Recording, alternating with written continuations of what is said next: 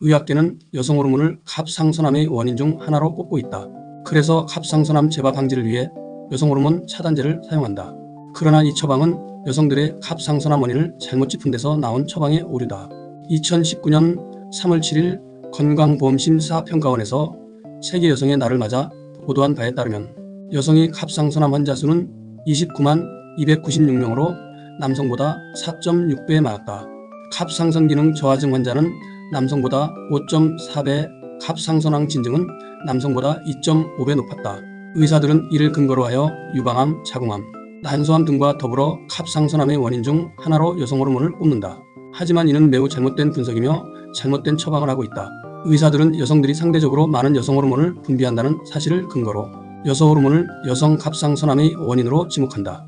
그러나 여성들의 암이 단지 여성이라는 이유, 즉 여성 호르몬 때문일까? 전혀 그렇지 않다. 만약 여성 호르몬이 여성들의 암에 영향을 주는 것이 사실이라면 갑상선암 환자 수가 남성보다 4.6배나 많은 이유를 설명할 수 없다. 남녀 모두 갑상선을 갖고 있고 동일한 갑상선 호르몬을 분비하고 있기 때문이다. 만약 갑상선암이 여성 호르몬 때문이라면 남녀 모두 갖고 있는 장기 모두 여성들의 암이 많이 발병해야 한다. 그러나 어떤 장기는 남성들이 더 많이 발병한다. 신이 유독 여성들만 질병에 잘 걸리도록 창조하지는 않았을 텐데 말이다. 그런데 왜 여성들만 유독 갑상선암이 그렇게 많이 발병하는 것일까? 여성들에게서 갑상선암이 유독 많이 발병하는 이유를 찾아야 한다. 그렇지 않으면 원인과 다른 처방을 하게 될 것이기 때문이다.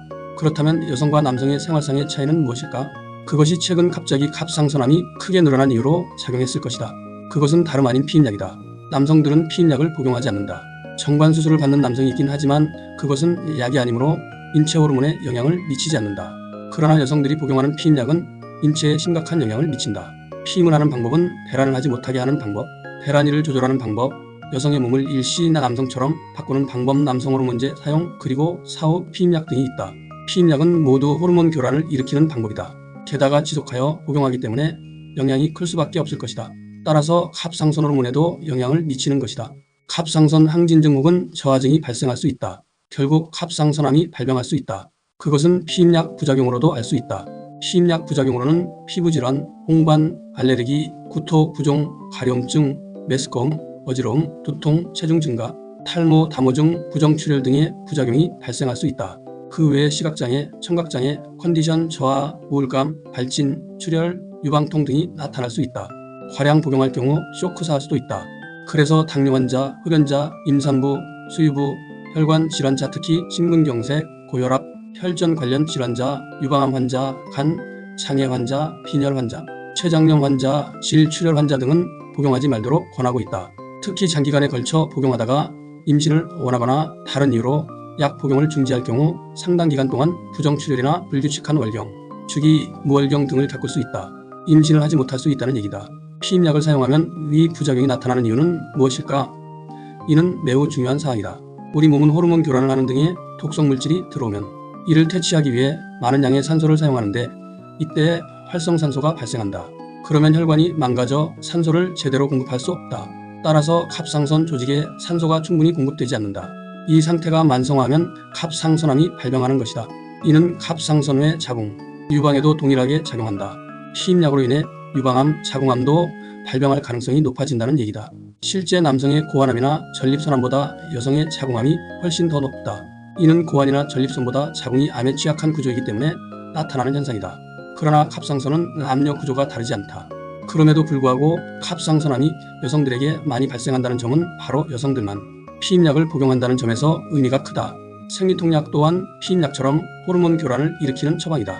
따라서 피임약과 동일한 기전으로 갑상선암에 영향을 미친다. 생리통약은 크게 진통제, 진경제, 이뇨제로 나뉜다.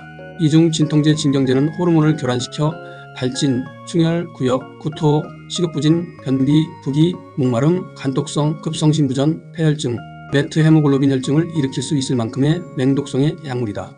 이유는 약의 독성으로 인해 몸에서 많은 양의 활성산소가 발생하기 때문이다. 활성산소가 갑상선 조직에 영향을 미치면 갑상선암이 발생할 수 있다.